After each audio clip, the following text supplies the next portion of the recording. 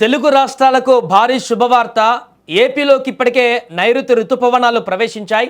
మరో 2 రోజుల్లో తెలంగాణలోకి కూడా కొన్ని ప్రాంతాలకు విస్తరించేందుకు వాతావరణ పరిస్థితులు అనుకూలంగా ఉన్నాయని హైదరాబాద్ వాతావరణ కేంద్రం ఇప్పుడు వెల్లడించింది. ఇప్పటికే ద్రోణి ప్రభావంతో పలు జిల్లాలలో వర్షాలు కూడా కురుస్తున్నాయి. తెలంగాణలో అటు మరికొన్ని ప్రాంతాలలో ఉష్ణోగ్రతలు కొనసాగుతున్నాయి. ముఖ్యంగా హైదరాబాద్లోని పలు ప్రాంతాలలో వర్షం కురిసింది.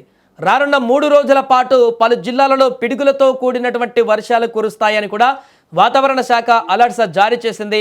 ఇక ఏపీలోకి ప్రవేశించినటువంటి ఋతుపవనాలు వేగంగా విస్తరిస్తున్నాయి. ఈ మేరకు వాతావరణ శాఖ కీలక అంశాలను వెల్లడించింది.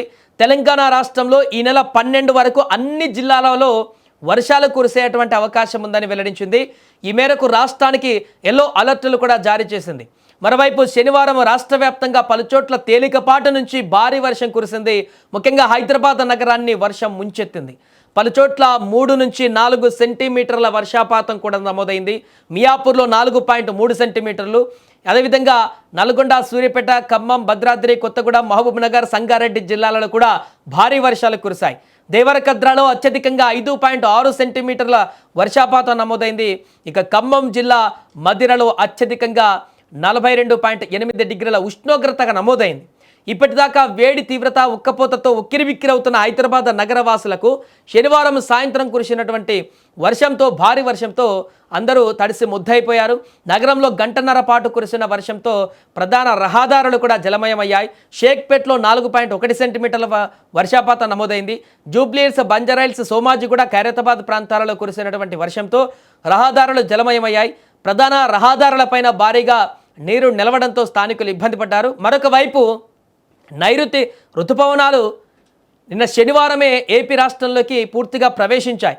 రాయలసీమలోని అనంతపురం, శ్రీ సత్యసాయి, కర్నూలు జిల్లాలు, దక్షిణ కోస్తాలో నెల్లూరులోని కొద్ది ప్రాంతాల వరకు విస్తరించాయి.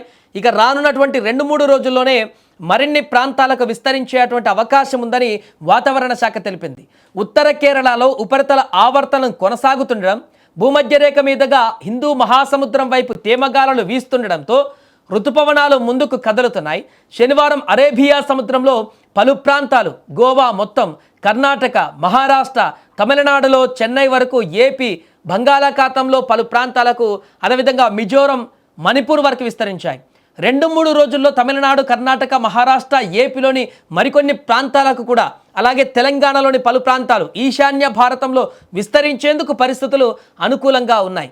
4-5 రోజుల్లో కర్ణాటక మొత్తం, మహారాష్ట్ర, తెలంగాణ, ఏపీ, ఛత్తీస్గఢ్, ఒడిశా, బెంగాల్ వరకు విస్తరించనున్నాయి. అంటే 4-5 రోజుల్లోనే ఏపీ మొత్తం లేదా ఎక్కువ భాగాలకు ఋతుపవనాలు విస్తరించనున్నాయి. ఇప్పుడు వాతావరణ నిపుణులు కూడా అంచనా వేశారు ఇదే. సాధారణంగా జూన్ 5 నాటికి అనంతపురం, నెల్లూరు జిల్లాల వరకు ఋతుపవనాల విస్తరణ జరగాలి. గతేడాది మే 26 నాటికే రాయలసీమలో అనేక ప్రాంతాలకు, కోస్తాలో, కావలి వరకు విస్తరించాయి. గత సంవత్సరం అనుకున్న దానికంటే ముందే ఋతుపవనాలు కూడా వచ్చాయి.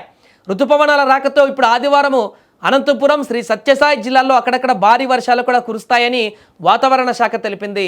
నైరుతి ఋతుపవనాలు దక్షిణాదిని దాటి మధ్య, తూర్పు, అదేవిధంగా ఈశాన్య భారతం వైపు పురోగమించేందుకు వాతావరణం అనుకూలంగా మారింది.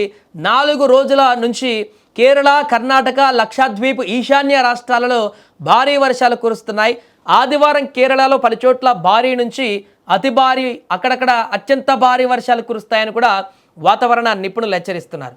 సో 12 వరకు కర్ణాటక, తమిళనాడు, ఏపీ, తెలంగాణలలో వర్షాలు కురుస్తాయని వాతావరణ శాఖ పేర్కొంది. ఇక ఎండలు, వడగాల్పులతో ఉడుకుతున్నటువంటి ఉత్తర భారతంలో వాతావరణం కూడా అనిశ్చితితో, ఉరుములు, పిడుగులతో వర్షాలు కురుస్తున్నాయి. ఏదేమైనా కూడా ప్రస్తుతం 2 తెలుగు రాష్ట్రాలలో కూడా వాతావరణం ఒక్కసారిగా చల్లబడింది. నైరుతి ఋతుపవనాల ఎఫెక్ట్ అనేది చాలా స్పష్టంగా కనిపిస్తుంది. ఇప్పటికే పలు జిల్లాలలో భారీ వర్షాలు కురుస్తున్నటువంటి సందర్భంలో రాబోయే 2-3 రోజుల్లోనే పూర్తిగా అన్ని జిల్లాలలో కూడా ఈ వర్షాలు విస్తరించేటువంటి అవకాశం ఉన్నట్టుగా కనపడుతుంది.